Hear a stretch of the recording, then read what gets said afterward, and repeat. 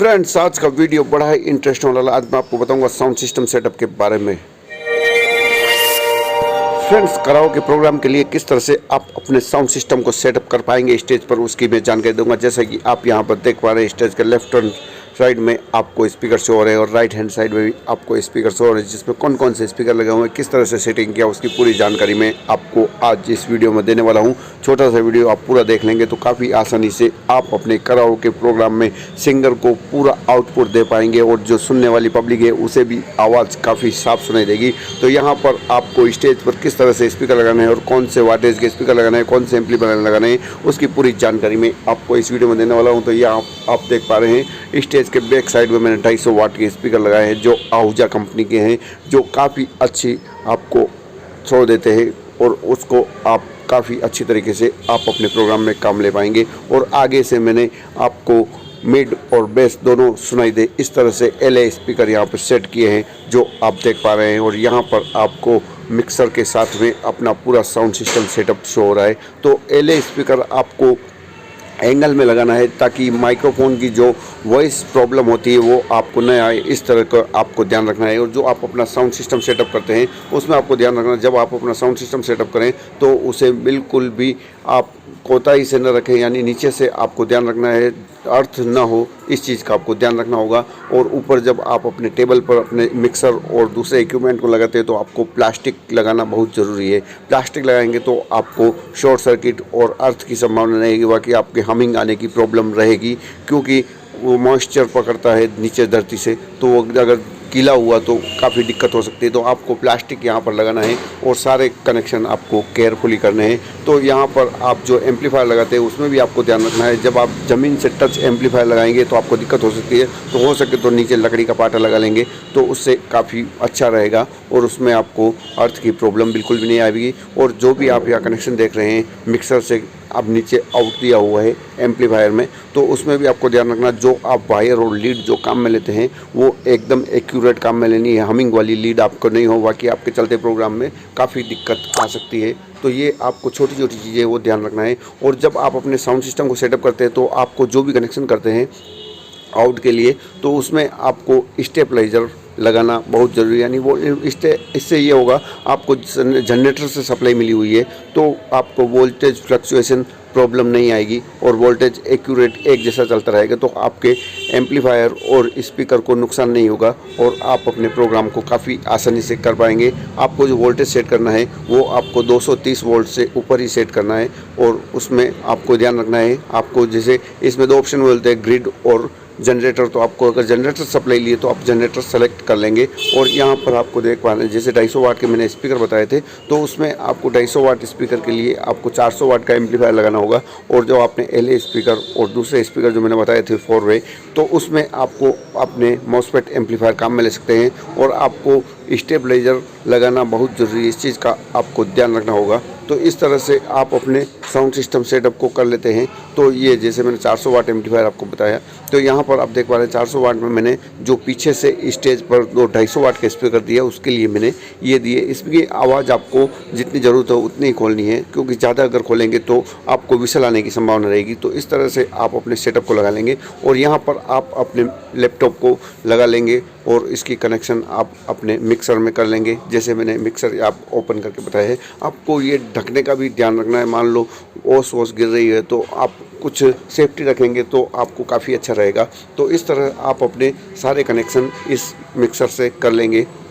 यहाँ पर मैंने 2 कॉर्डलेस माइक्रोफोन लगाए हैं और वो कौन से लगाए उसकी भी जानकारी मैं आपको इस वीडियो दूंगा। छोटा सा वीडियो पूरा देख लेंगे तो काफ़ी आसानी से आप समझ पाएंगे। वीडियो को बिल्कुल भी स्किप ना करें, अगर स्किप कर लेंगे तो आपको समझने में दिक्कत आएगी। तो यहाँ पर देखिए कनेक्शन करे हुए हैं, तो ग्रुप 1 और ग्रुप 2 से मैंने 2 आउट निकाली है और दोनों एम्पलीफायर में दे दिया है। और यहाँ पर आप देख पा रहे हैं और भी आउट यहाँ से निकली हुई है। तो इस तरह आप यहाँ पर मेन आउट से निकाल कर अपने 3 एम्पलीफायर, तो 3 आउट ग्रुप 1, ग्रुप 2 और मेन स्टीरियो आउट मॉनिटर से यहाँ पर इस तरह से आप कर लेंगे तो आपको इसमें कोई भी दिक्कत नहीं आएगी। और यहाँ पर आप देख पा रहे हैं जैसे यहाँ पर कनेक्शन किए हुए हैं और यहाँ पर आपको ग्रुप आउट के यहाँ पर ऑप्शन मिल जाते हैं और FX रिटर्न भी आपको यहाँ से ऑप्शन मिल जाता है।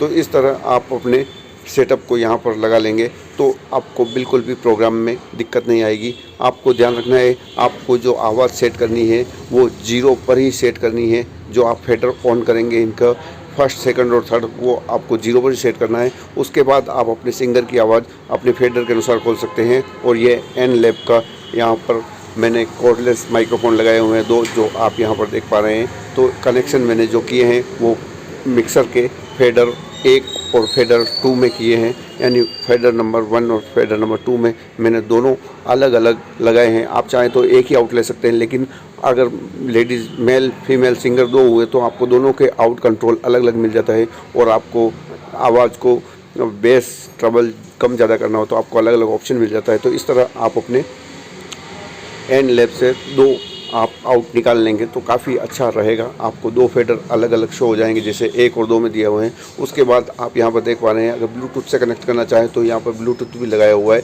जो आप यहाँ पर सप्लाई बोर्ड के ऊपर देख रहे हैं, रेड वायर यहाँ से निकल रहा है। तो ये ब्लूटूथ का कनेक्शन है, जो मान लो मोबाइल से डायरेक्ट गाना प्ले करना चाहे कराओ के लिए तो वो कर सकते हैं। बाकी आप अपने लैपटॉप से भी ये कर पाते हैं। लैपटॉप के लिए मैंने येलो लीड लगी हुई है, जो आप यहाँ मिक्सर में देख पा रहे हैं, फेडर में लगी हुई है, और यहीं से गाने प्ले कर रहे हैं। तो इस तरह आप अपने प्रोग्राम में इस तरह से कर पाएंगे। जैसे आप ब्लूटूथ से कनेक्ट करना चाहें तो वो भी कर सकते हैं, और आप लैपटॉप से करना चाहें तो भी कर सकते हैं, और मोबाइल की डायरेक्ट लीड लगाना चाहें तो भी आप यहाँ पर लगा सकते हैं, और काफ़ी अच्छी तरीके से आप अपने प्रोग्राम को कर पाते हैं। तो यहाँ पर ये सेटअप पूरा हो चुका है, और बहुत जल्द यहाँ पर प्रोग्राम शुरू होने वाला है। जो प्रोग्राम शुरू होगा तो मैं आपको क्लिप भी सुनाऊंगा। तो यहाँ पर आप देख पा रहे हैं 4 वे स्पीकर मैंने पीछे पब्लिक में लगाया हुआ है। तो इस तरह से आप अपने स्टेज के लिए 4 स्पीकर लगा रखे हैं, 2 मॉनिटर आगे से और 2 मॉनिटर पीछे से। तो LA स्पीकर और 250 स्पीकर का आपको मिड बेस और हाई तीनों का कॉम्बिनेशन आपको स्टेज पर मिल जाता है, जिससे पूरा भराव बनता है और गाने वाले को मज़ा आता है। तो यहाँ पर ये पब्लिक के लिए 250 4 वे आप स्पीकर देख पा रहे हैं। तो 4 वे स्पीकर भी आप इस तरह से लगा लेंगे तो उसका भी आउट आपको ग्राउंड के लिए मिल जाएगा। ये जैसे 200-250 आदमी की पार्टी है तो इसमें आप इस तरह से साउंड सिस्टम को सेटअप कर लेंगे। आप चाहें तो इसमें टॉप और बेस भी लगा सकते हैं। अगर आपके पब्लिक ज़्यादा है तो आप इस तरह से सेट कर लेंगे तो लेफ़्ट और राइट में 2 टॉप और 2 बेस लग सकते हैं। तो इस तरह आप अपने छोटे सेटअप को भी लगा सकते हैं और बड़े सेटअप को भी सेट कर सकते हैं। तो उससे आपके भराव पूरा जाएगा, और पब्लिक की गैदरिंग के अनुसार आप अपने स्पीकर को और एम्पलीफायर को कम और ज़्यादा आसानी से कर पाते हैं। तो यहाँ पर इस तरह से आप अपने सेटअप को लगाएंगे तो आपको बिल्कुल भी प्रॉब्लम नहीं आएगी। तो अब मैं आपको जो क्लिप सुनाने वाला हूँ वो सुनिए किस तरह से किया। रंगने वाली परी हो या हो परियों की रानी, क्या हो मेरी प्रेम कहानी, मेरे सवालों का जवाब दो।